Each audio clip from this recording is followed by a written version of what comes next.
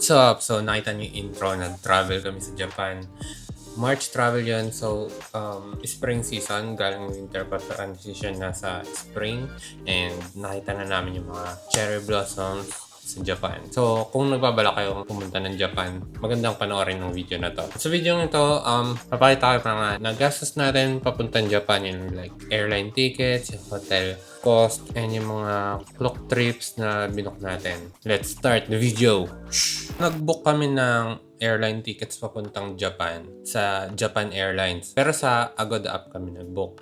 Yung Japan Airlines is from Naiya Terminal 1 to Haneda Airport, Terminal 3. Maganda yung airport na yan kasi inside the Tokyo na agad siya. Hindi katulad ng Narita Airport na express train ka pa papunta sa Tokyo. Ayun, ang binayaran namin para sa airline tickets for 2 person is around 32,000. So, nagko-cost lang siya ng like 16,000 per person, round trip na. So, parang 8,000 per trip yung airline tickets. So, isang tao. And, maganda yung nabook namin kasi diba 32,000 siya. Meron na rin siyang baggage allowance. Meron na siyang dalawang check-in baggage na maximum of 23 kilograms. And isang cabin baggage na maximum of 10 kilograms. So, meron kaming like 4 na luggage allowance or 6 kung isasama yung overhead luggage. 3 each person. Dalawang check-in and isang hand carry. And ang dinala namin maleta, naka-4 na maleta kami. Isang small, 3 check-in, 2 medium and isang large na maleta. So, papuntang Japan, yung isang maletang medium, nakapasok na siya sa maletang large. Kasi wala pang laman yung maletang large eh. Kasi nag-expect kami na pauwi, madami kaming mga pinamili. So, magagamit namin yung maletang large. Kaya, ayun, good thing na merong baggage allowance yung airline tickets namin. Hindi na kami nag-add-on ng baggage allowance para sa 32,000 na airline tickets. And kasama rin dito sa binayaran namin airline tickets yung meal sa airplane. May kasama na rin siyang meal. Paglipad nyo na airplane, mga after 1 hour siguro, isa-serve ng mga flight crew yung mga meal menu.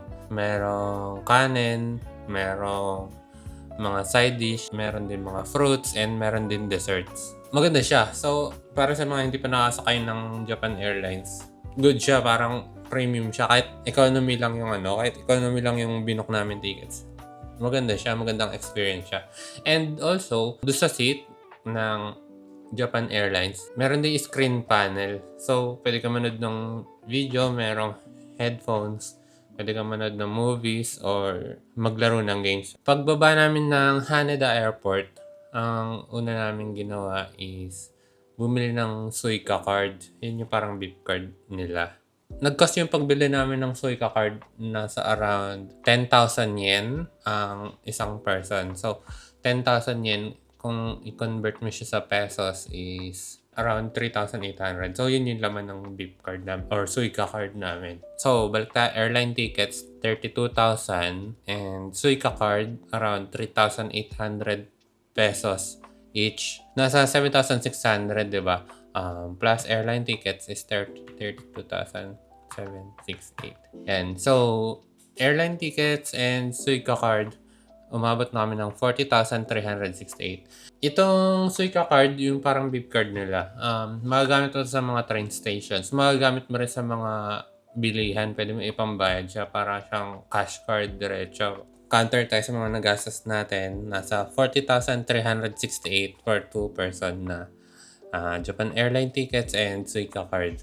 Then, day 3 and day 4, nag-Disneyland and Disney Sea kami. So, ang ticket prices ng Disneyland and Disney Sea is 3,459 pesos each. 6,918 para sa dalawang tao. So, sa Disneyland and Disney Sea, magka-presyo lang sila. So, times 2 din. 13,836 lalabas. So, i-add natin siya sa cost ng airline tickets and hotel. Nasa 54,204 na.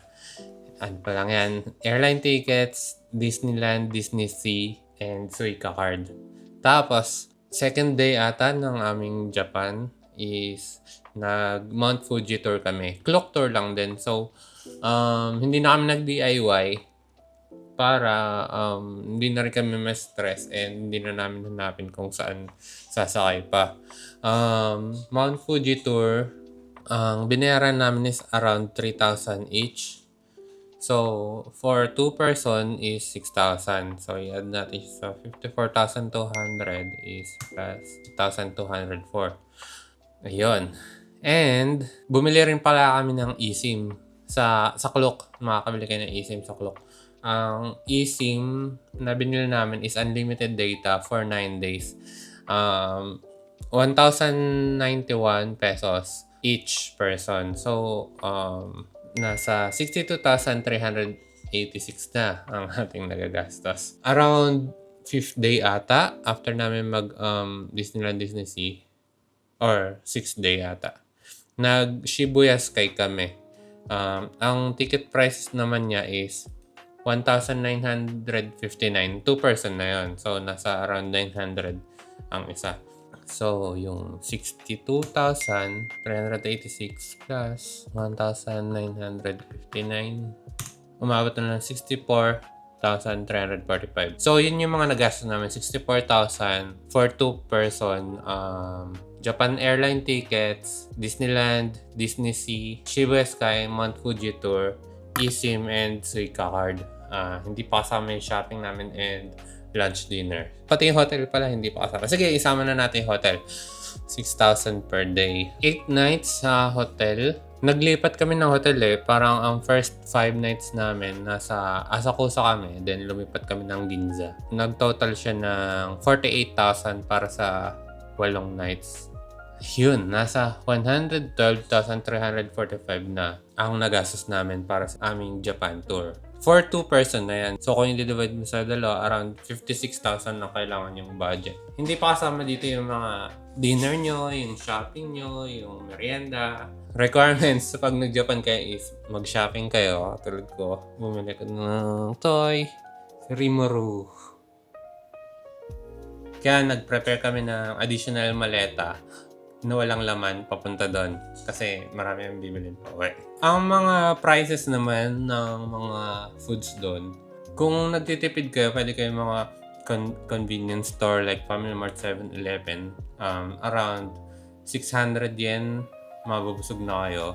Pero kung gusto niyo ng mga restaurant at least, kahit mga ramen or mga gyudon, yung mga parang Yoshinoya na Ichiran, gano'n, nasa 1,000 per meal yung mga gastos nyo. Yen to. So, ang conversion ng 1,000 is nasa 370 per head each. So, nasa around ganun yung mga gastos nyo sa bawat meal. Okay.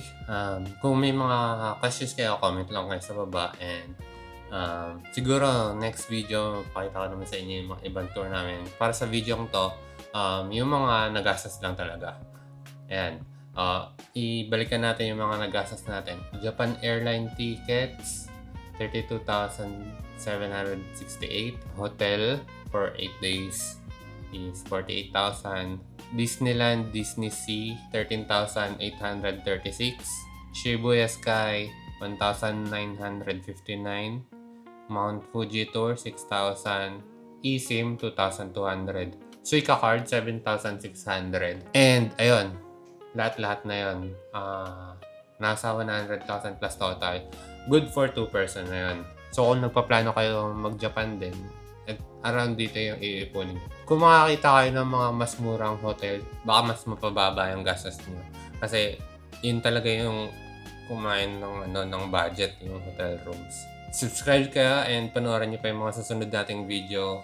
See you again para sa next video. Peace!